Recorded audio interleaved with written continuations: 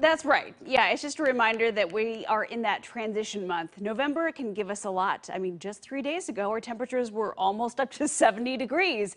And this weekend, our temperatures will be well below normal. In fact, your daytime highs this weekend maxing out in the upper 40s. Take a look at what we're seeing right now. Willamette Pass. Now, of course, these ODOT images come back to us slightly delayed by just a couple of minutes, but you get the idea here. It's snowing up there. Most of the snow that we're seeing over our mountain passes over the Cascades are collecting on the sides of the road, but as the temperature continues to come down, that's when you're going to start to see some accumulations actually on the roadway itself. But leading up to this, we haven't had much action in terms of mountain snow, so those roadways are relatively warm as a result, which will help you out if you're trying to travel over our mountain passes. So government camp, you can see anywhere from a trace to perhaps a ½ inch of snow. Up to an inch or more of snow is possible. Willamette Pass, Santiam Pass, Siskiyou Summit. In fact, we have a brand new winter weather advisory to show you, which we will hear in just a second. Let's take a look at those snow totals wherever you are traveling, whether it's up and down I-5 or over the Cascade Passes or over towards eastern Oregon.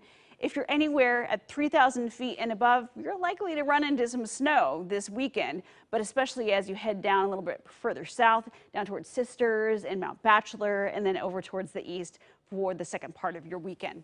Okay, let's talk about that winter weather advisory. This is brand new for us. It officially goes into effect starting tomorrow afternoon, 4 o'clock. So if you have plans to use any of our freeways or, highways, heading over the Cascades 138 or 58 or 62 or 140 outside of Medford, be aware that that's where you're likely to run into quite a bit of snow.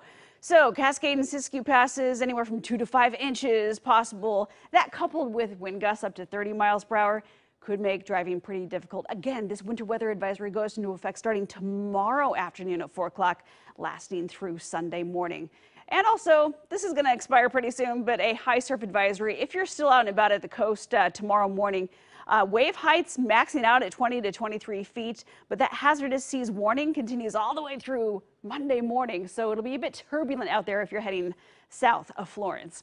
Current conditions here in Portland, it's 42 degrees, partly cloudy skies, wind is calm, dew point at 37. Over to Port of Kalama, look at this, 38 degrees. So where you have a lack of clouds tonight, you're going to be the coldest. Looking at that forecast for the weekend, another chance to see just a couple of sprinkles pop up right around Corvallis down along the coast there briefly in the afternoon. That's when you're looking at your best chance to see, some of that snow accumulating over the Cascades, especially across the central and southern Cascades. Here we go, Sunday morning.